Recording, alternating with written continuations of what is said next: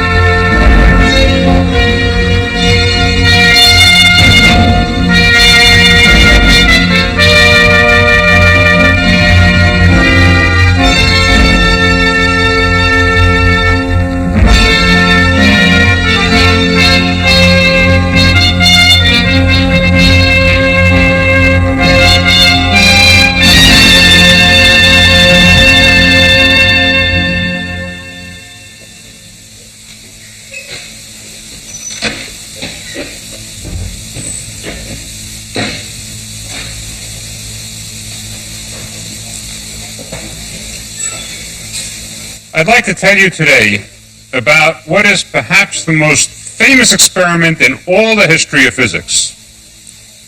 It's called the Michelson-Morley experiment, and it was designed to detect the motion of the Earth through the luminiferous ether. The ether was an invention of 19th century physicists to explain how light could be transmitted through empty space between the sun and the Earth. Physics has its folklore and its legends just like any other culture. For example, I'm sure you remember the famous story of Isaac Newton and the apple. Well, there's a legend about the Michelson-Morley experiment that's just as deeply rooted as the story about Isaac and the apple. It goes like this. Michelson and Morley did their experiment and proved that there was no ether. And so Albert Einstein was forced to invent the theory of relativity in order to explain that result. The experiment was done at what was then called the Case Institute of Technology in Cleveland, Ohio, in 1887. For that experiment to have been done in Cleveland in 1887 was something like the first real theory of electricity coming out of Philadelphia more than a century before. In the 1880s, Cleveland and the United States was still the scientific wilderness, and especially Cleveland, Ohio. In fact, it's just possible that the Michelson-Morley experiment was the most important thing that did happen in Cleveland until Satchel Paige pitched for the Indians. But the most remarkable thing about this whole tale may be the fact that Albert Michelson, for the remaining 50 years of his life, considered his great experiment to have been a failure. Today, we'll see if we can understand why that happened. 1887, the time of Victoria, Queen of England and Empress of India. London is the world capital of commerce.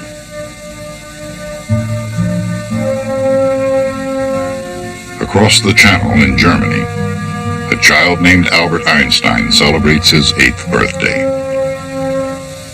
It's been 23 years since James Clerk Maxwell stated his equations for electromagnetic radiation. Beyond the Atlantic, the Americans have enjoyed more than 2 decades of peace and prosperity since their terrible Civil War drew to a close. Waves of migrants from Europe are swelling the population of the United States. The western frontier is being settled and settling down. Looking back, 1887 seems like a time of tranquility, not only in commerce and politics, but also in science. Many physicists believed that all the great discoveries had been made. Physics had reached a state of perfection that was positively ethereal. In fact, the concept of the ether was one of its central tenets.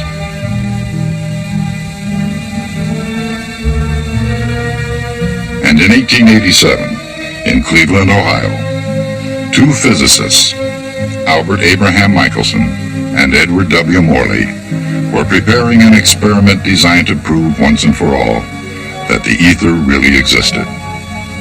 Certainly, the ether really had existed, at least in the minds of philosophers, for thousands of years. Today, we can readily accept the idea of space as a vacuum, vast stretches of the cosmos that are virtually devoid of matter. But to the ancients, the concept of a perfect void was impossible to grasp. Space had to be filled with something, they thought, and the solution that Aristotle devised was the ether. That was the substance that filled what would otherwise be empty space. And by the 19th century, the ether had come to serve more than a merely philosophical need. The ether was the medium through which light waves from the sun would propagate to nourish and illuminate the earth.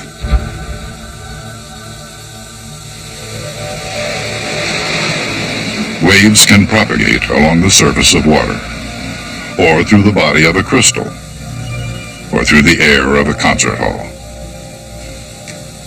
But any wave is a disturbance that passes through a medium from one part to another on down the line. In other words, whenever there's a wave, something must be waving. But when light waves from the sun reach the earth through apparently empty space, what's waving? In the 19th century, the answer was as clear as space itself. It was the ether. To 19th century physicists, the ether was not only real, it had physical properties that could be deduced by observing its behavior. For example, the speed of any wave depends on the stiffness of the medium through which it passes.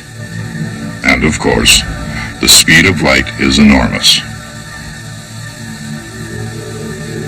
So, the ether must be very stiff indeed. In fact, physicists said, it was nearly impossible to compress it at all.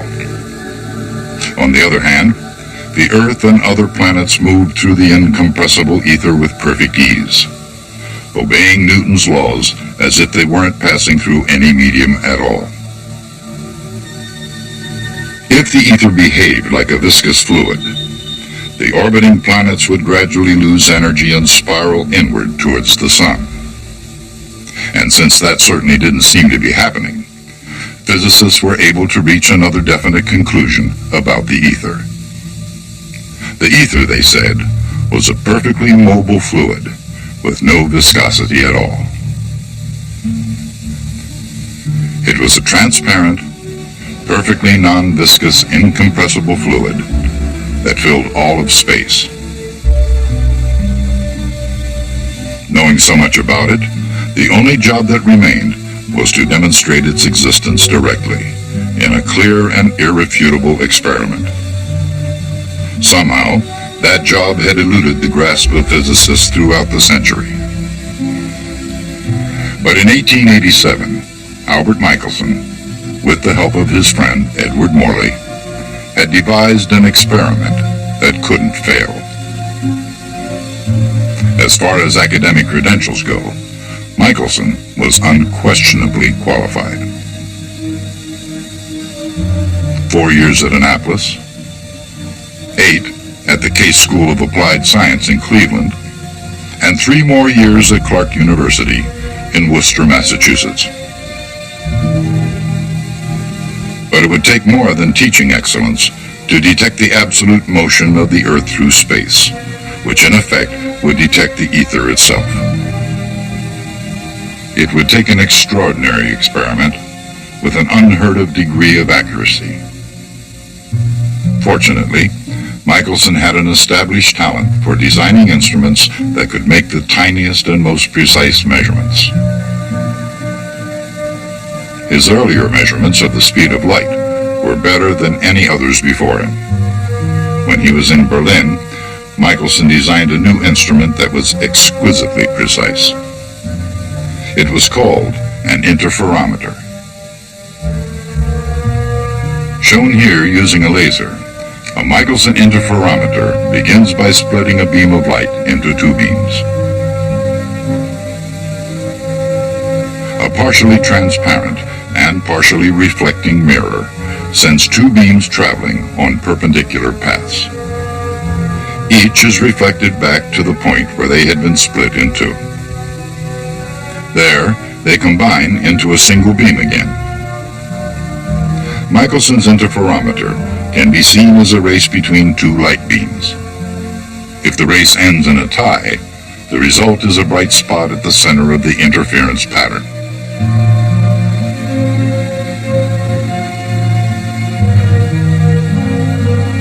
But in Michelson's time, they believed it shouldn't be a tie, that it shouldn't even be a horse race. That's because the two beams of light were racing on a moving track.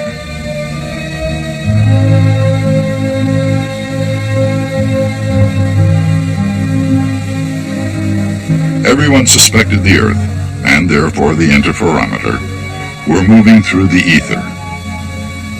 And so the beams should trace out quite different paths with respect to the ether.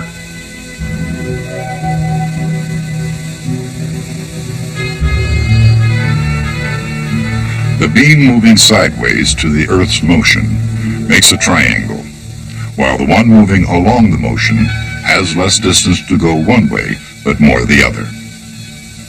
On their round trips, the beam along the direction of motion has a little farther to go, so the sideways beam should always win. Michelson knew that the expected difference in the arrival of the two beams would be very small. After all, the speed of light is 3 times 10 to the 8th meters per second, while the speed of the Earth through the ether is only 3 times 10 to the 4th meters per second. And to make matters very much worse, since the two beams had to go forward and back before being compared, the difference in the time they took would depend on the square of that ratio. It would be a difference of only 1 part in 100 million. Ironically, that tiny difference in travel time would be the exact proof that Galileo desperately needed 3 centuries earlier. The absolute concrete proof he needed to show that Copernicus had been right and that the Earth really moves around the sun.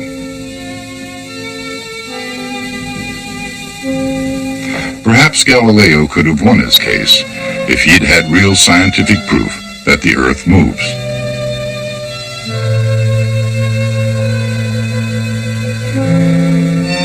And although it's doubtful that he had Galileo in mind, that tiny difference in the travel time of the two beams of light was just what Michelson set out to measure in Berlin in 1880.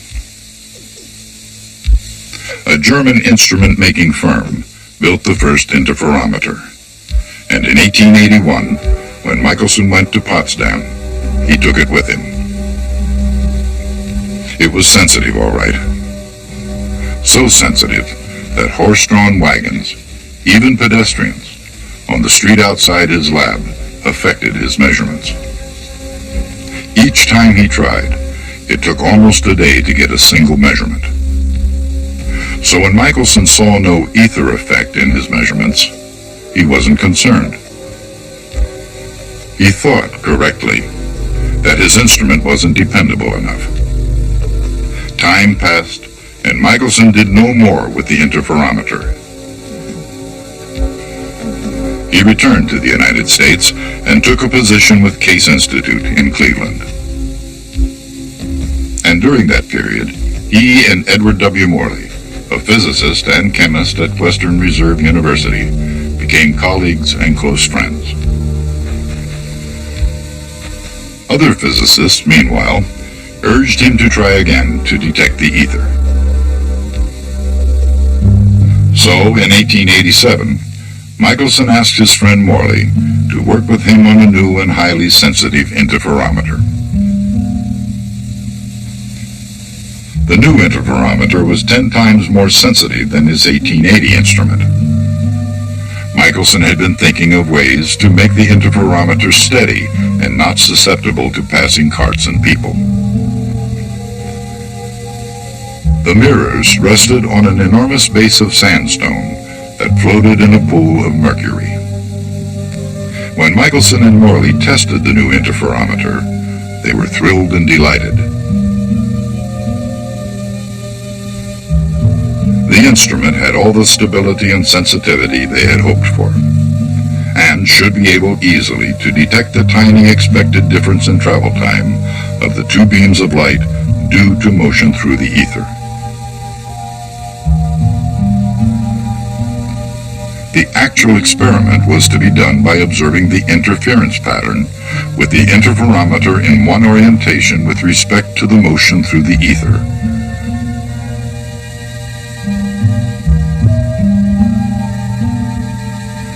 And then rotating it.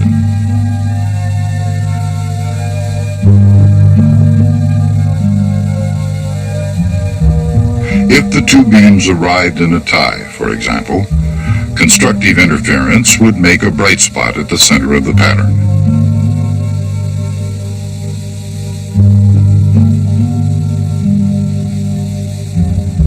But if one beam arrived slightly ahead of the other, destructive interference could make the center dark. In other words, the effect of motion through the ether would be seen in the shift of the interference fringes as the instrument was rotated.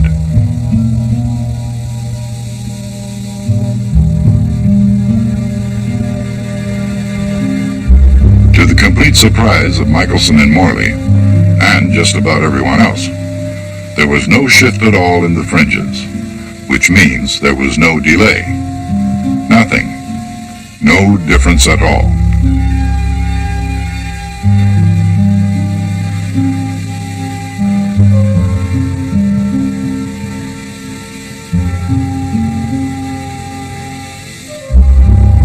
No matter how they varied the experiment, summer or winter, night or day, the result was the same.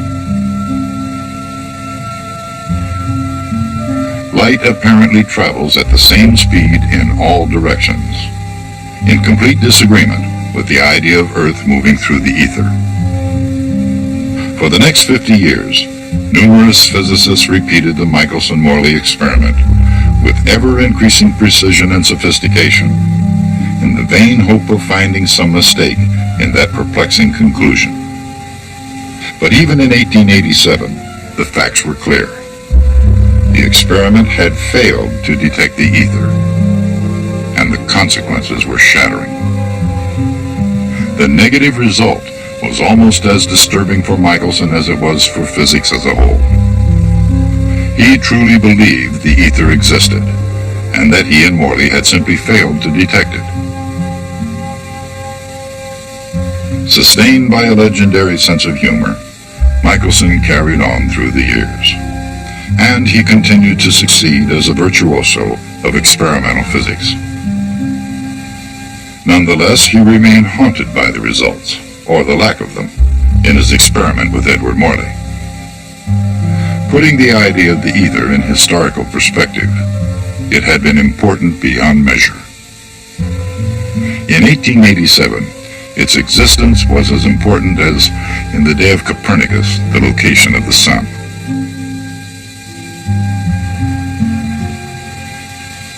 No experiment had been better conceived nor more carefully executed. And in science, when such an experiment fails, it not only creates a theoretical dilemma, it can provoke fantastic responses in the scientific community. In 1892, the Irish physicist G.F. Fitzgerald suggested that the size of one arm of the Michelson and Morley interferometer might have somehow contracted. How much it contracted, he said, depended on its velocity.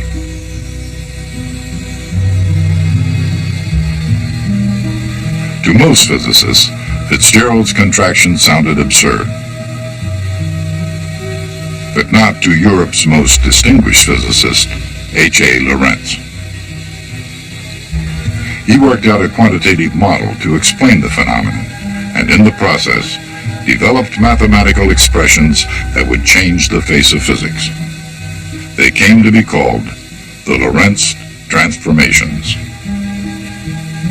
In 1899, the great French mathematician Henri Poincaré examined the results obtained by Michelson and Morley.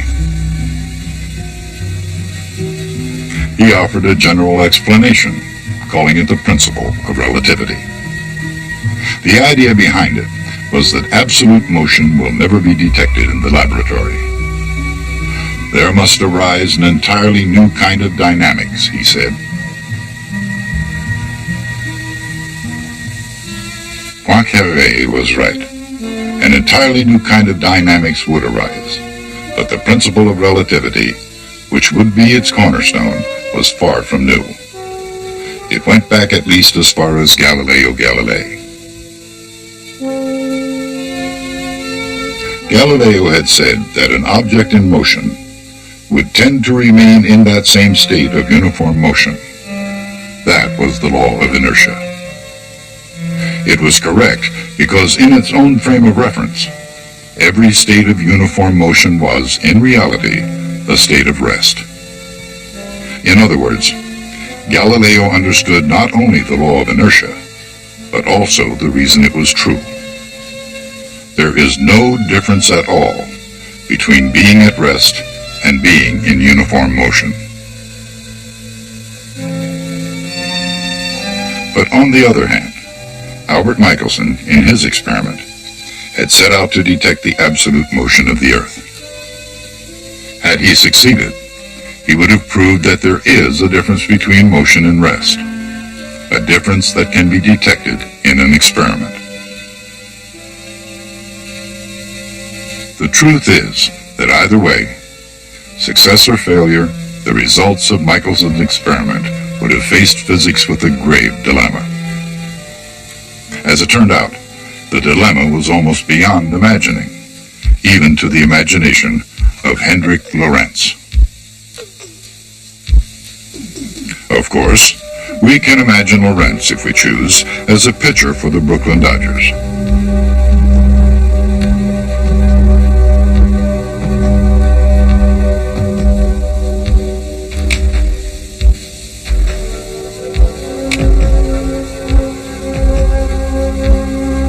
Suppose he had been capable of launching a fastball at 6/10 the speed of light, while rolling past Albert at the same speed.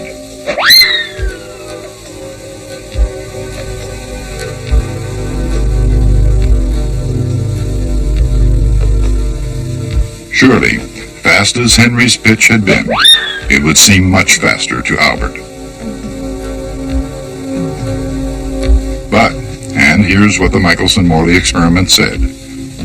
If both Albert and Henry watched the same light beam, each would think it was traveling at the speed of light relative to himself, even though they were moving relative to each other.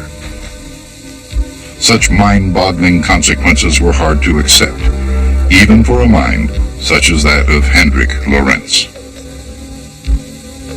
He worked out a mathematical theory that accounted for the experiment, but it was based on the mysterious, unverified properties of a newly discovered particle called the electron. It took a younger man, a fresh point of view, to see the speed of light in an entirely new light. His name was Albert Einstein, and in physics, his was the way of the future.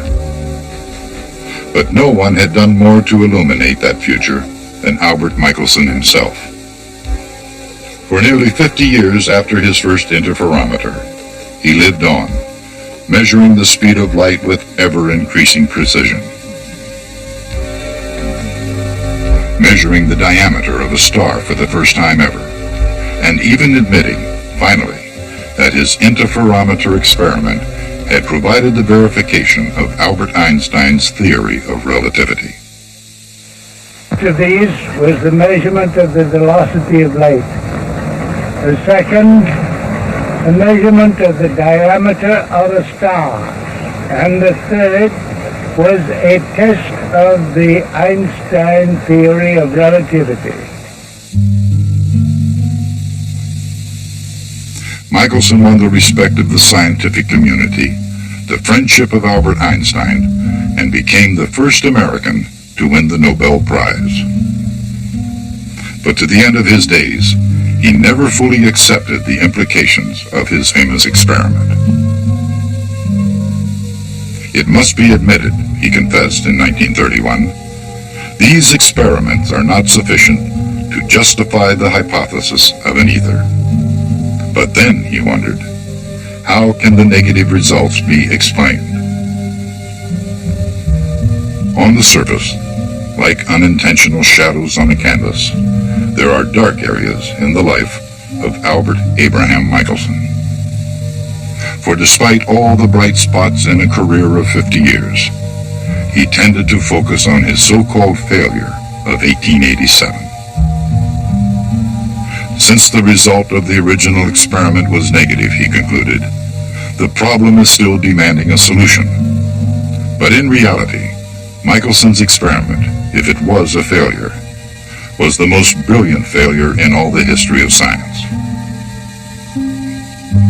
And the solution he sought, but refused to accept, Albert Einstein's theory of relativity, would change forever the very meaning of space and time.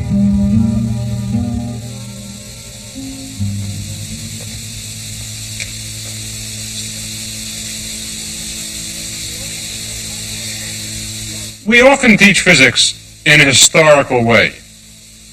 The purpose, of course, is not to teach history, but to teach physics. And so, very often, we redesign the history. We tell you not what really happened, but what should have happened. Well, I suppose that it serves some pedagogical purpose to do that. So let me tell you what should have happened at this point. There should have been a patent clerk in Switzerland named Albert Einstein, who should have said, look, the Michelson-Morley experiment compels us to do two things. One is to restore the principle of relativity. And the other one is to believe that the speed of light will be the same to all observers regardless of their state of motion. And from those two fundamental postulates follow all the astonishing results of the theory of relativity. Now let me tell you what the facts were. One is that Michelson, of course, never for the rest of his life believed the results of his own experiment. But the other one is that Einstein not only didn't base his theory on the Michelson-Morley experiment, but he later claimed that when he wrote his famous paper in 1905, he had never even heard of the Michelson-Morley experiment. Now we'll see how that was possible when we go on with this next time.